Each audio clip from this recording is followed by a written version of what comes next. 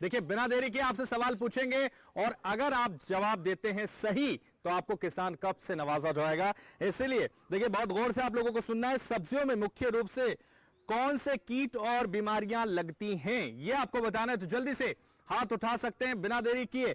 तो सब्जियों में मुख्य रूप से कौन से कीट और बीमारियां लगती हैं ये आपको बताना है। इस बार हम आगे से शुरुआत करते हैं और देखिए पीछे से हाथ उठने लगे हैं लेकिन आगे से शुरुआत करेंगे। आप खड़े हो जाइए। नाम क्या है आपका? उमेद सिंह। उमेद सिंह जी बताइए। गाँव समसपुर से जी।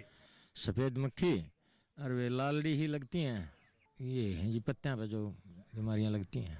सफेद मक्खी, हाँ लालड़ी भी होती है। लाल डीबी, ठीक है। उमेद सिंह जी जवाब दे रहे हैं सफेद मक्खी लगती हैं और ये बीमारियां होती हैं। लेकिन और भी बुजुर्ग किसान हैं, आप खड़े हो जाइए। नाम क्या है आपका? जगबीर सिंह। जगवीर जी बताइए। लाल जीरा और डिब्बी वगैरह क्या होती है, इससे एक मक्खी होती है वो इसके अंदर लग जाती है, इसमें फंगस लगता है। मक्खी होती हैं जिससे फंगस लगता है और ये बीमारी होती है।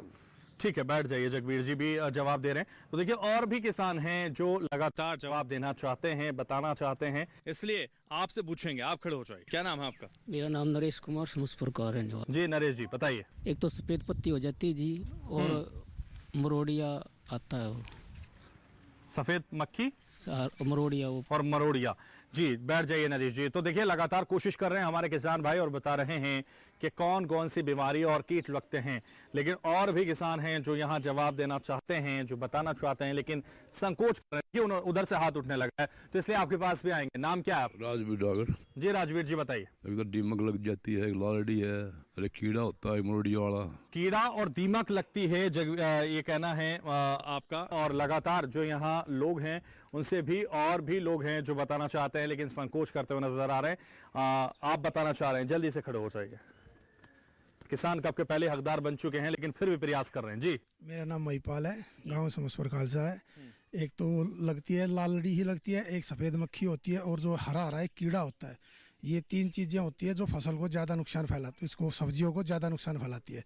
और धूप की उससे तो मतलब नुकसान तो इन्हीं से होता है। जिनका कीटनाशक दवाइयाँ इन्हीं की आती है, इन्हीं का छिड़काव करने से उनसे हम निजात पा सकते हैं, अपनी फसल को बेहतर बना सकते हैं। ठीक है बैठिए। तो देखिए महिपाल जी का जवाब उन्होंने दे दिया है। हालांकि वो पहले ही किसान कप के हकदार बन चुके हैं।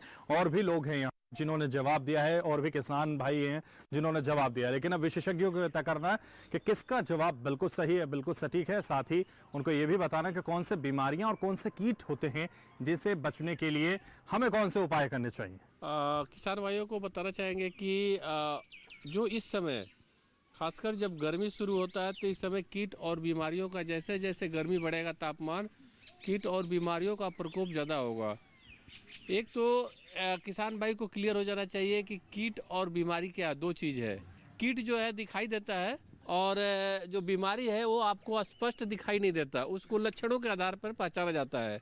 ज़्यादातर किसान भाई दुकान पर भी जाते हैं तो दुकानदार भी उनको जो भी बोला कि कीट की वजह से हो रहा है। जैसे हम बात करते हैं, बहुत किसान भाइयों ने बताया, राजवीर जी ने बताया कि जो सफ़ेद मक्खी से मरोड़िया होता है, तो ये मक्खी से ही मरोड़िया होता है इसलिए कीट की बीमारी है। लेकिन जब पत्तियां जलती है या जड़ गलती है वो फफूंदी से होती है, उसको हम बीमारी बोलते हैं। तो इन चीज़ों पे आपको क्लियर होना ज़रूरी है। साथ ही साथ इस एरिया में दीमक की बहुत बड़ी समस्या है, जो कि इस इलाके की वाटर लेवल नीचे है तो इसमें दीमक की समस्या ज़्यादा आती है। तो कुछ विशेष तौर पे राजवीर जी ने जो बताया उनका जवाब बहुत सही था कि जिसमें कीट तो होती है साथ ही दीमक का भी इस एरिया में है। तो इस कप के हकदार जो है राजवीर जी है। तो राजवीर जी आइए, जोरदार तालियां राजवीर जी के लिए। देखिए आप ही के बीच से हैं, लगातार कोशिश कर रहे थे राजवीर जी भी और उन्होंने सही जवाब दिया, इसलिए किसान कप का हकदार उनको यहाँ बनाया जाता है। जोरदार तालियां एक बार फिर से राजवीर जी के लिए बचाइए। बहुत शुक्रिया राजवीर जी, सही जवाब आपने दिया और इसलिए किसान कप के हकदार आप बन चुके हैं। तो बाकी लोग भी यहाँ किसान कप के हकदार बन सकते हैं अगर वो जवाब दें और जवाब देने में संकोच ना करें। तो देखिए एक और सवाल आप लोगों से पूछेंगे और बहुत ध्यान से आप लोगों को सुनना है और अगर सही जवाब आप देते हैं तो किसान कप के हकदार आप लोग बनते हैं। इसलिए बिना संकोच किए जवाब आपको देना है। तो सुनिए बहुत गौर से ये सवाल आप लोग, सब्जियों में खरपतवार के लिए नियंत्रण के लिए आप लोग क्या करते हैं? तो सब्जियों में खरपतवार के नियंत्रण के लिए आप लोग क्या करते हैं ये आपको बताना है। सब्जियों में खरपतवार के नियंत्रण के लिए आप लोगों को क्या करना होता है वो आप लोगों को बताना है। तो जल्दी से हाथ उठाइए, बिना देरी किए हाथ उठाइए। देखिए पीछे से हाथ उठने शुरू भी हो चुके हैं, इसलिए पीछे ही जाएंगे और उनसे ही जानेंगे कि उनके पास क्या उत्तर है। जल्दी से खड़े हो जाइए, नाम बताइए। नाम धर्मवीर। नड़ाई, धर्मवीर जी बताइए। नड़ाई गुड़ाई, खुरपी से नड़ाई और गुड़ाई। नलाई हाँ, नड़ाई और गुड़ाई। हाँ, खरपतवार के लिए जैसे नड़ा करते हैं हाथ से पाटते या खुरपी से, क्योंकि इसमें दवाई डाल रहे हैं फिर सब्जी में, तो हमने तो खानी है, अगर कोई उसने मारेगी तो हमने भी तो है वो, तो इसलिए खुरपी से ही करते हैं। तो खुरपी से नड़ाई और गुड़ाई करते हैं आप लोग। बैठ जाइए। धर्मवीर जी बता रहे हैं कि किस तरह से वो नड़ाई और गुड़ाई करते हैं, और भी किसान हैं जो बता सकते हैं, जो इसका जवाब दे सकते हैं। जल्दी से आप खड़े हो जाइए। क्या नाम है? महेंद्र सिंह जी महेंद्र जी गाँव बताइए। समसपुर से। जी ये जो खेती करते हैं, जो खुदाई करते हैं, जो उसमें नमी होनी चाहिए। जैसे जी तोरिया, ये घिया, इसमें जो DAP खाद उतना डाला है, इसमें कीड़ा लग जाता है जो बस। तो खरपतवार से नियंत्रण के लिए क्या करते हैं? ये जो सब्जी खानी है जी, जैसे DAP खाद को उतनी कह रहे हैं तो इसमें कीड़ा लग जाता है। ये जी सीजन पे बोई जाती होगी ना, सीजन पे लगती है। तो देखिए कोशिश वो भी कर रहे हैं कि किस तरह से खरपतवार के नियंत्रण के लिए कार्य करते हैं, उन्होंने भी बताया। और भी यहाँ किसान हैं जो बता सकते हैं। जल्दी से आप खड़े हो जाइए। खरपतवार के नियंत्रण के लिए क्या करते हैं, नाम बताइए। रविंदर समसपुर। हाँ रविंदर जी बताइए। खरपतवार नाशक का छिड़काव करते हैं जी उसमें, और उसको नड़ाई करते हैं। किसका छिड़काव करते हैं? खरपतवार नाशक अच्छा कोई ठीक भी है। होगी। खरपतवार नाशक का जो है प्रयोग करते हैं, उसका छिड़काव करते हैं, और क्या करते हैं? और नड़ाई करते हैं जी उसकी।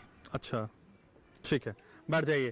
तो देखिए रविंदर भी बता रहे हैं कि किस तरह से वो खरपतवार के नाशक का इस्तेमाल करते हैं, और किस तरह से वो इस पूरे खरपतवार से बचने के लिए किस तरह से वो अपना कार्य करते हैं। तो तमाम जो किसान भाई हैं उन्होंने अपना जवाब दिया, लेकिन अब वक्त है विशेषज्ञों के पास आने का। विशेषज्ञ बताएंगे कि किसका जवाब सही था, सटीक था, और साथ ही हमारे साथ अनुभवी किसान है, वो ये भी बताएंगे कि कैसे इसका नियंत्रण किया जा सकता है, कैसे हम लोग इसका नियंत्रण करें।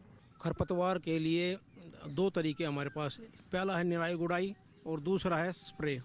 जैसे इसका खरपतवार नाशक का स्प्रे, जैसे हम प्याज लगाने के बाद उसके ऊपर स्टंप का जैसे इस्तेमाल करते हैं, स्टंप नामक दवाई का, जिससे खरपतवार ना उग पाए।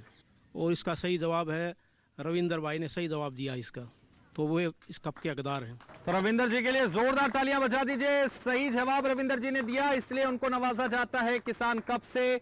और संकोच वो जरूर कर रहे थे, लेकिन उनकी जो कोशिश है वो रंग लाई है, और इसीलिए जोरदार तालियां एक बार फिर से।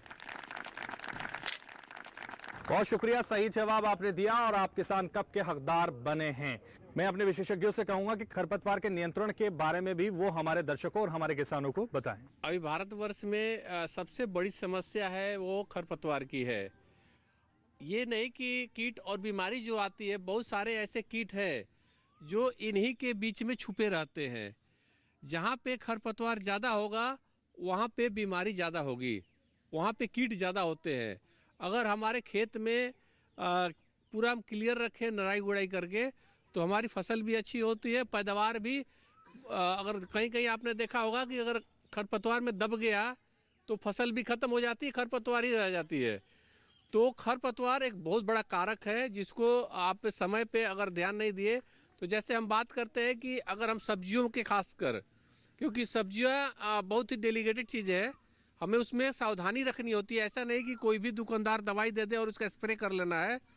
स्पेशली हर सब्जी में एक तो प्री इमरजेंस, पोस्ट इमरजेंस, दो प्रकार के खरपतवारनाशी होते हैं। जैसे हम बात करते हैं कि प्री इमरजेंस में क्या करते हैं, जैसे हमने गाजर बोया, मूली बोया, उसके बाद हम पेंडामेथिलिन का स्प्रे करते हैं, तो उससे क्या होता है, प्री इमरजेंस में वो खरपतवार का बीज ही नहीं जम पाता।